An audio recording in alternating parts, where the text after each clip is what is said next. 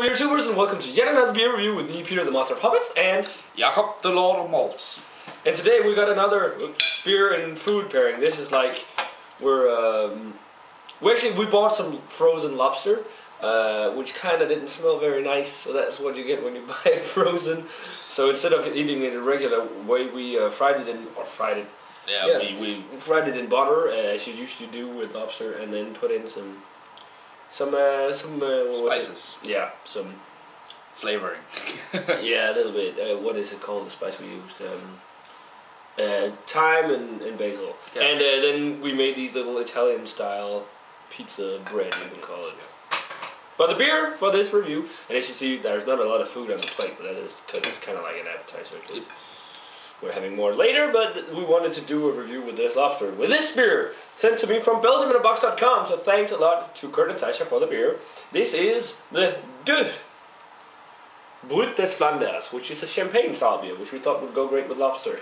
On 11.5% alcohol, huge beer. And they actually say on here, I forgot the little pamphlet hanging on the side, but I got it at home because we're still at Jacob's summer house, summer house vacation home, as you might see, or his parents.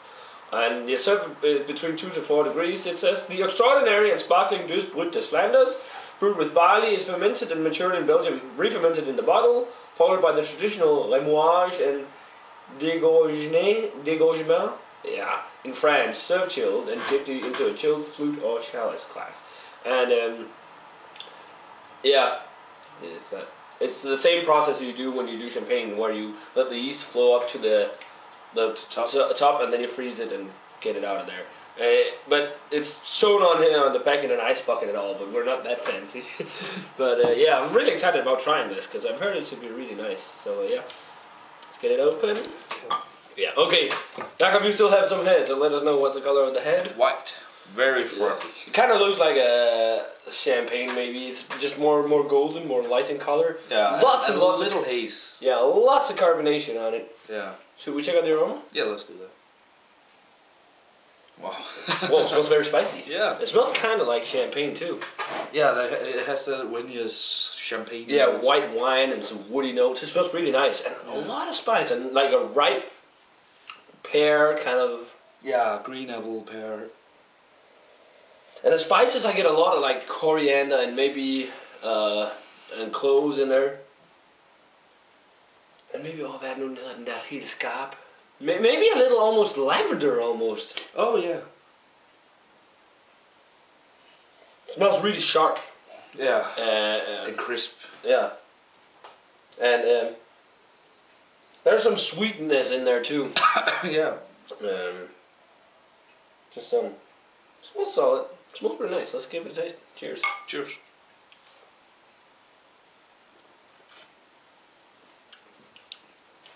Okay, that is pretty tasty. But it's very crisp. Yeah. Like a champagne.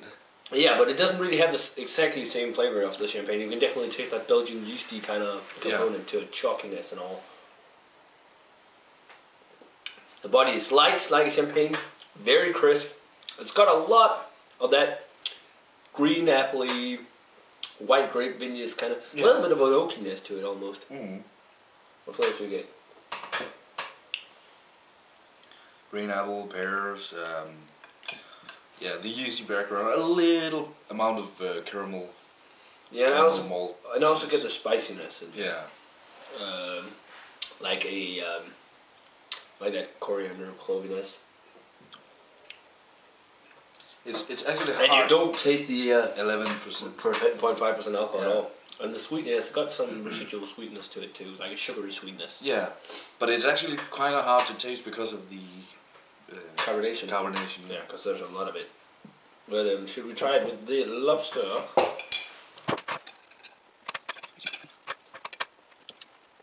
It goes kind of well together. Yeah. It doesn't make much of a difference, I think. No. It's because I think the seafood overtakes your mouth. Yeah, the seafood kind of actually overpowers, or the lobster overpowers the flavor of the beer actually. Yeah.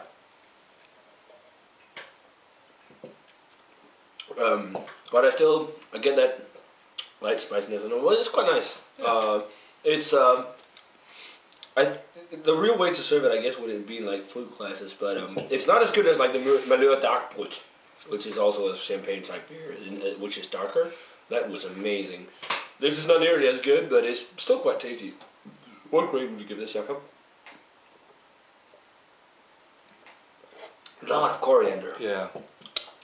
I'm not much of a champagne fan, or no, so I don't know how this one is to a champagne, but it's not that was it important rating wise. 86. It's a decent beer. I would try to pick one up of these instead of a champagne instead, for the New Year's. Or Malheur. Or Malheur, yeah. Definitely worth trying. Yeah. So I'm gonna go 85. So I'm kind of right there with you. It's a really nice beer.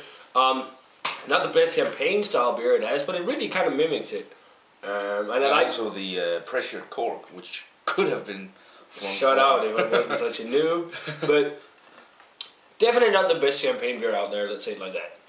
But it's still pretty good, worth checking out, depending on the price, I'd say. Because I think it is some place you can get it in gift packs for about 150 kroners, where you also get like a huge bottle of this, and then four glasses, like special glasses made for the beer, which isn't too bad, at least in Denmark. I don't know the price outside of Denmark. So yeah, an 85 from Jakob, and then, or the other way around, an 85 from me, and an 86 from Jakob for the Deus Brut des Flandres. Yeah, guys, let us know what you think of it if you've had it, and thanks to BelgiumInABox.com for sponsoring the beer. Go check out their website if you're interested in purchasing it and you can't get it in your area. And as always, remember to comment, subscribe, all that stuff, and we're going to say cheers. Cheers. And we'll see you guys in another beer review.